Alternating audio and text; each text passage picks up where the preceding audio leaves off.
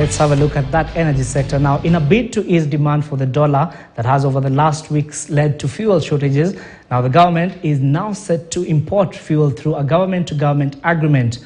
Now the agreement will see Kenya forestall the use of the dollar on importation of fuel by up to 6 months. Noah Kipkemboi has that story.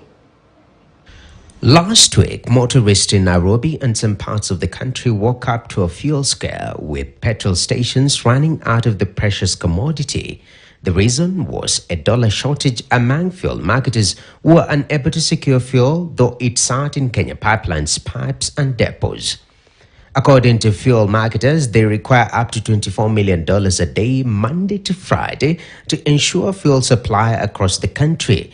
But the dollar has remained elusive for Kenya amidst declining horticultural exports and tightening of interest rates by the United States Federal Reserve, which is the American equivalent of the central bank. The measure has led investors to invest more in the US as opposed to the rest of the world. To ease the demand on the dollar, the national government is now proposing to buy fuel on credit from all producing governments. We went into negotiation with different governments who participated, and we have closed and signed the deal with Aramco of Saudi for supply of two products, two AGO cargos every month for a period of 6 months, though we have a contract for 270 days. We did close a deal additionally with Aramco for supply of similar amount, two cargos of AGO for every month for the same pricing, basically for freight, premium, and discounting. And we did close a deal for supply of PMS, which is super, with Enoch. Enoch is the Dubai-based company for 3 cargos every month for the next 6 months contract, and we've signed those contracts as of Friday. At $24 million a day for 5 days a week, the monthly demand for the dollar by fuel marketers stand at $500 million. The government says the G2G framework will give a breathing space for the dollar demand. The arrangement is set to offer a 6-month buffer, giving the importing company enough time to collect dollars, which will subsequently offset the debt on a monthly basis, with oil marketers paying for the commodity in shillings. We have changed 3 things.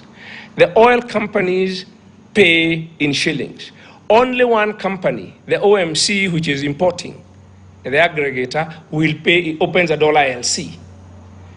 Yeah, and that means that, again, we have made arrangement with the banks so that there is actually no cost implications for them, so that the prices of issuing LC and confirming LCs are actually fixed. When the oil companies, the exporters actually get that LC, they will discount it with their banks, and then there is a discounting cost that we have left to them because they have stronger relationships with their banks. Participants in the open tender system will pay the nominated OMC in Kenya shillings for super petrol and diesel destined for the local market, while Jet A1 and cargo destined for transit will continue to be paid in US dollars. It is not, however, going to be an easy ride for the government, with the Parliamentary Committee on Energy set to grill both the CS for Energy and Petroleum, Davis Churcher, and top APRO officials on Tuesday this week as to further interrogate the shift in fuel importation procedures from the open tender system to a G2G agreement.